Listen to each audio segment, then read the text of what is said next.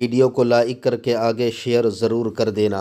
ہم لوگ مخلوق کے چکر میں مخلوق مخلوق مخلوق، اور مخلوق کو کیا مان لیا تم لوگوں نے میرے بھائی؟ قرآن کہہ رہا ہے وما قدر اللہ حق قدری، مخلوق دیکھ رہی ہے تو بڑا لقمہ نہیں کھاتے، اور خالق دیکھ رہا ہے تو زنا کے اڈوں پہ چلے جاتے ہو۔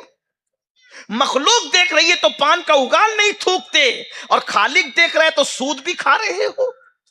مخلوق دیکھ رہی ہے تو ناک صاف نہیں کرتے، اور خالق دیکھ رہا ہے تو معاذ اللہ ثم معاذ اللہ عورتوں پہ پاپ کی نظریں بھی ڈال دیتے ہو۔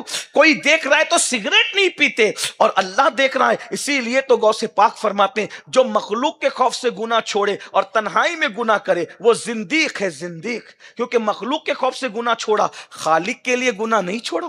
اس نے مخلوق کو عزت دی، خالق کو نہیں دی۔ اللہ اکبر۔ میرے عزیز میرے بھائی، آؤ نفس کو کچل کر دے۔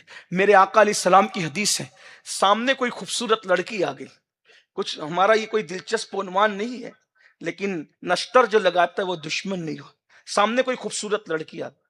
آج کل لوگ نمازی لوگ، روزے دار لوگ، ہر سال حج کو جاتے ہیں تو بھی بد نظری میں مبتلا ہیں، ہر سال عمرہ کو جاتے ہیں۔ بڑی معذرت کے ساتھ اللہ معاف کرے، میرا رب جانتا ہے کوئی جھوٹا قصہ نہیں کر رہا ہوں، میں نے تو عرفات میں بھی لوگوں کو بد نظری کرتے دیکھا، میں نے تو مینا میں بھی لوگوں کو بد نگاہی کرتے دیکھا۔ یہ حج اور عمرہ تو لوگوں نے پکنک بنایا بھائی، چلو دل بہلا کر آ جائیں، دل بہلانے کی چیز ہے؟ سوچو تو صحیح، دین کہاں ہے؟ نفس نفس نفس نفس، اور صرف نفس نہیں، نہیں، اللہ کا عذاب سخت تر ہے۔ اگر وہ آج سزا نہیں دے رہا ہے تو یاد رکھنا بہت بدترین وقت آئے گا، اور خدا کے غضب کو چیلنج کرنے والوں کو بڑھاپا بہت بدترین آتا ہے۔ موت مانگتے تو بھی ان کو موت نہیں آتی، راتوں کو تارے گن گن کے گزارتے۔ کیا سمجھتے ہو قدرت بھول گئی ہے؟ نہ، قدرت بھولنے سے پاک ہے۔ ان اللہ کان علیکم رقیبا، اللہ تم پر کڑی نگرانی کر رہا ہے۔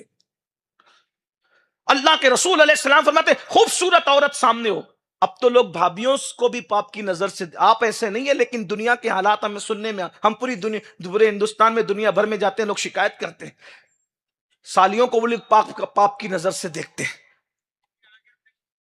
محلے کی لڑکیوں کو بھی لوگ پاپ کی نظر، اپنی شاگردہ کو بھی لوگ پاپ کی نظر سے دیکھ لیتے۔ کیا حالات ہیں!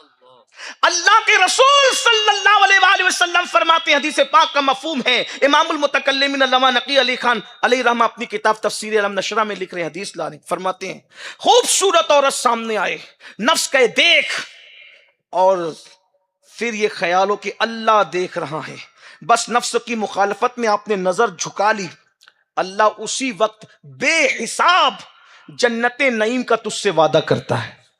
صرف نفس کی ایک مخالفت پر اللہ جنت نعیم کا تجھ سے بغیر حساب جنت ملے گی، وہ بھی کون سی؟ جنت نعیم۔ اس وجہ سے آپ نے نفس کی مخالفت، آنکھوں کے حوالے سے نفس کو کنٹرول کر لیا، ایک مرتبہ یہ شان ہے۔ جو پوری زندگی نفس کی مخالفت کرے کیا مقام ہوگا اس کا، کیا مرتبہ ہوگا اس کا۔ تو بہرحال حضرت فاروق اعظم کے پاس سے لوگ حضرت امہات المومنین کے پاس ہے، کہا کہ نہ کھاتے ہیں نہ کھانے دیتے ہیں، بہت مسائل ہے، تکلیف ہے، آپ ان کو منائیے نا، آپ دونوں منائیے، آپ کی بات نہیں کاٹیں گے۔ اب دونوں امہات المومنین فاروق اعظم کے پاس، اور آ کر کے دونوں نے کہا امیر المومنین دولت کی ریل پیل ہو گئی ہے، لوگوں کو کھانے دیجیے، اچھا عیش کرنے دیجیے، اچھے کپڑے پہننے دیجیے۔ اب ایسا نہیں کہ اچھے کپڑے نہیں پہن سکتے، یہ نہیں کہہ رہا ہوں، اللہ نے دیا ہے تو ظاہر ہونا چاہیے، لیکن نفسانی خواہشات کی بنیاد پہ نہیں، یار کی خوشی کی بنیاد پہ۔ ورنہ لوگ یہ نہ سمجھے کہ اجتماع میں کہہ دیا کہ اچھے کپڑے نہیں پہننا، ارے میرے بھائی ہم تو قادری لوگ ہیں، ہمارے مرشد غوث پاک تو روزانہ نیا پہنتے تھے اور اتنا مہنگا پہنتے تھے کہ بادشاہ وقت کو بھی اتنا قیمتی میسر نہیں آتا تھا۔